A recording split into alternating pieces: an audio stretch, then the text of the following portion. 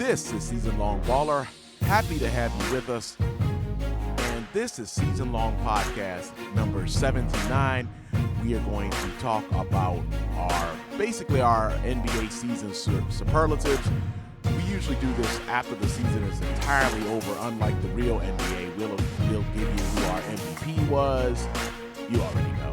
But who our Rookie of the Year was. All of those kind of categories in our simulation, and we will do that with our usual shooting the breeze, shooting the rock. This is Season Long Baller, and if you're new to the channel, welcome.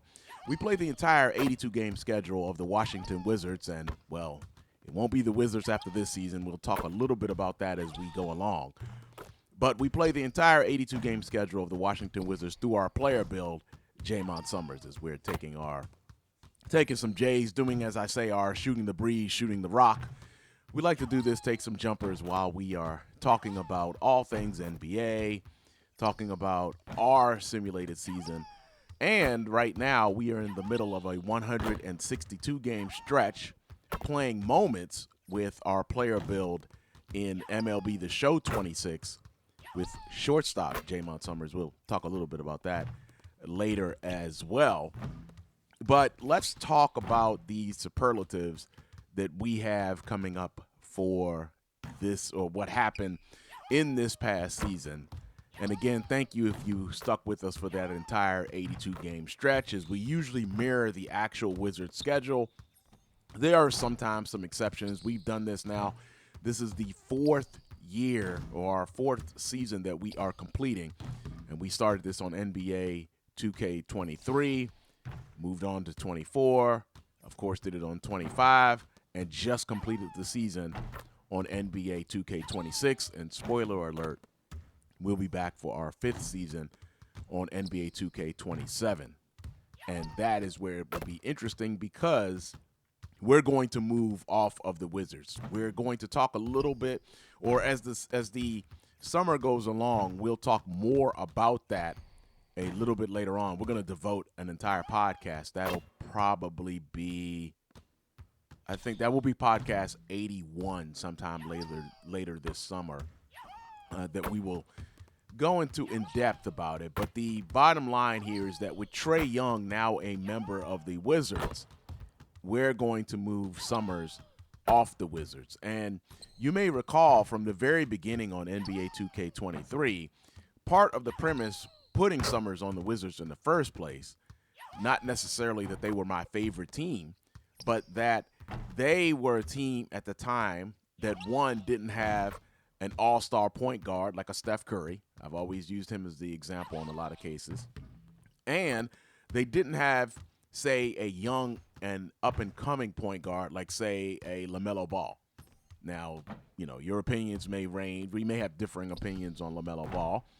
But at the time, he was still pretty much a young prospect, and a prospect that the Hornets were definitely going to give the keys to the offense to. So, looking around the league, and again, you've got to think back to the NBA season that NBA 2K23 was released for, who the dominant point guards were, who the young point guards were. But at the time, the Wizards' starting point guard, and this is no shade at all because he's a solid player, was Monte Morris. And he doesn't fit either of those two categories. So that's why Summerz, along with the fact, too, that the team couldn't be a great team.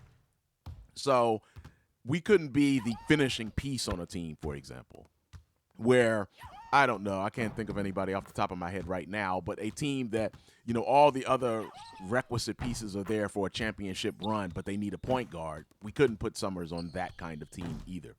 So the Wizards fit both of those criteria, and that is why Summerz ended up on the Wizards. But now if you look at the Wizards, well, with Trae Young running the point, and that right there bumps us. Trae Young is obviously a pretty good point guard. So we're going to look for teams going forward that fit that two criteria that I just laid out. And we will talk about that more specifically later on in the summer, but that is what the thinking was at the time. And that's why Summerz, in case you're new to the channel, did end up on the Wizards. And if you're still hanging around with me, thank you for listening to me give that explanation again. We'll go right into the superlatives right now. So I'm sure this surprises no one, but the MVP was yours truly, and I'm saying that in full modesty. Summerz averaged 28.6 points a game, 8.9 rebounds, and 8.2 assists a game. Keep in mind, we play 6-minute quarters. And what's more impressive about that is, as I joked during the season, one, when we got off to the good start in terms of those categories, I didn't think we'd be able to sustain it. We managed to. But we led the league in all 3 of those categories. I don't know how often that's been done. I probably should have already checked it. Maybe an Oscar Robertson or Wilt Chamberlain has done something like that. But I liken that to the Triple Crown in baseball. So I'm saying that Jaymont Summerz won the NBA Triple Crown.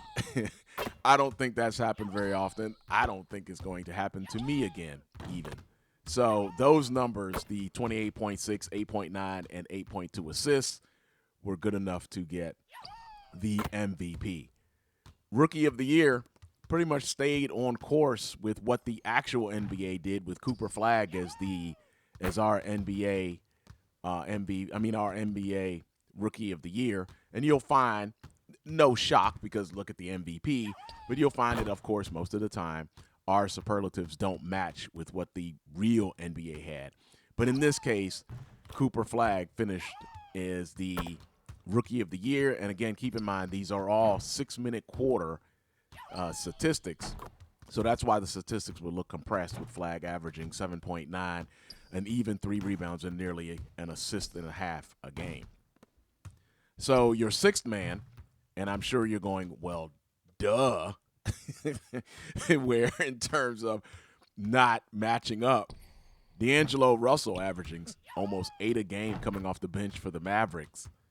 He was the sixth man of the year, and part of the reason why the Mavericks were the team that we dispatched earlier in the month for the NBA Finals. Russell, again, with almost 8 points a game off the bench and almost a rebound and a half and 2.7 assists a game. Defensive Player of the Year, okay. So our simulation got that right. Even our simulation was like, we can't choose anyone else. And believe it or not, I finished third in this category, which is amazing because you know what I think of my own defense. But I wasn't even close in this one. And I kind of have a feeling that just like in real life, this will be Victor's category to lose until he decides not to play anymore, probably for the most part. Again, notice the 1.3 blocks and almost a steal a game. And those, again, are those 6-minute quarter categories. Kata from the Celtics will get the most improved player, 3.7 points a game, 3.3 rebounds, and 0.3 assists a game. And then clutch player of the year, that'll fall back into my bucket again with my 28.6 points a game. So there you have your NBA superlatives in that. And we will take a look here in just a moment. But let's see. I think we've got, Coach of the Year. And again, this is great. I mean, obviously the Wizards finished in our simulation 72-10, but this is funny to me because Brian Keefe wins Coach of the Year for us, obviously, and now has a couple of rings on his resume in our simulation. But in a poll in The Athletic where players voted, he was voted worst coach of the year. And one of the quotes from one of the anonymous players was, "I don't even know who the Wizards coach is. He's the worst one." Something like that. I'm paraphrasing. But here he is, our coach of the year. So we'll take a look at the all-star teams. I mean, our all-NBA teams in just a moment as we'll continue shooting. And by the way, that is Al Horford.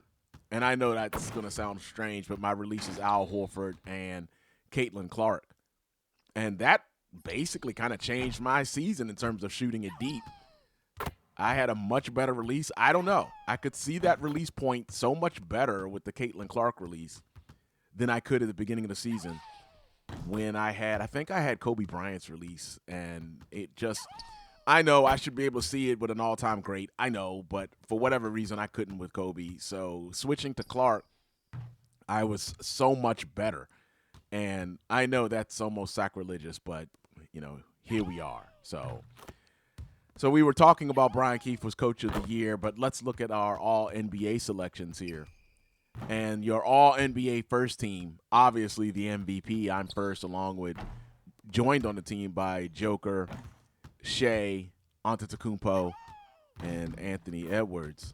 So you've actually got 1 forward, 3 guards, and a center on the All-NBA first team. And again, that's our player build: Jaymont Summerz, Joker, Shea, Giannis, and Ant on the All-NBA first team in our simulation. Second team, which now seems strange to even look at, right, with Wemby on just the second team. And you notice that he is a 95 overall. But Wemby, Cade Cunningham, Luka Doncic, Trae Young, and Ja Morant. And the game has a much higher, I don't want to say a higher opinion, but in our simulation, Morant hasn't had any of the issues that he's had in real life. So that makes a definite difference in the where Morant is, how Morant's played, and the Grizzlies on our game wouldn't be trying to get rid of him. All-NBA third team, led by Evan Mobley, Josh Giddey from the Bulls, Cat, LaMelo Ball, and James Harden. And I know you're thinking, Ball and Harden. Yeah, I know. But again, that's that's what we have on our simulation, and that's your All-NBA teams. Now, the All-NBA defensive first team, as I mentioned, I finished third in the Defensive Player of the Year voting. Notice here, I'm the only guard on the All-NBA team. Wembanyama, Mobley, player build Jaymont Summerz, Adebayo, and Giannis. They're all defensive first team. Pretty much not a shock there. All those guys, except for maybe me, are great defenders, of course. The all-defensive second team, Claxton, Ware, Holmgren, Jaren Jackson Jr., and Thompson from the Pistons, Asar Thompson from the Pistons.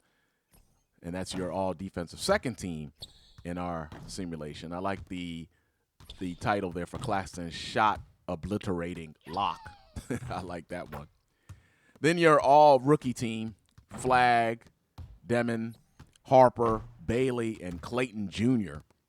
And Bailey and Clayton Jr. for the Jazz. Clayton Jr. got a lot of playing time in our simulation because both of the Jazz's point guards both were injured. Kyoto George and I've forgotten this. In our simulation, I have forgotten the second stringer. Man, I can't remember his name right now. But Clayton Jr. got a lot of time, and it looks like here for the Jazz in our simulation, he took advantage of it. Third team, or the second all-rookie second team, Edgecombe, Knipple, Mayock from the Suns, Danny Wolf from the Nets. I don't think that was happening. But just wanted you to notice that Trey Johnson from the Wizards was on the second team All-NBA rookie team. So that is all of the superlatives for our simulation for the season. And again, we wrapped up that MVP slot, and I'm actually very happy about that. So shooting the breeze, shooting the rock. We'll shoot a few more here before we call it a podcast. Trying to do a little bit of around the world here. So, of course, I missed that one. See if we can go back here and hit a couple of more. This is Season Long Baller. And again, thank you for joining us for our podcast. And we're finished with basketball for now, but we are not finished with the season, of course, because we are playing baseball live in our live stream. So let's see. We're going to take a few more shots here. Oh, gosh. Okay, let's see if we can hit one here, and then we'll call it a podcast in that regard. Yes, got that one. So, okay, so Shooting the rock, shooting the breeze, season long podcast number 79. Thank you for joining us. But here's what we've got coming up in the off season here. Continuing every Saturday live on MLB The Show 26. Hope you check us out for that. And then 2 podcasts coming up. The Jaymont Summerz progression. How well did we do as the season went along? What will our numbers look like for NBA 2K27?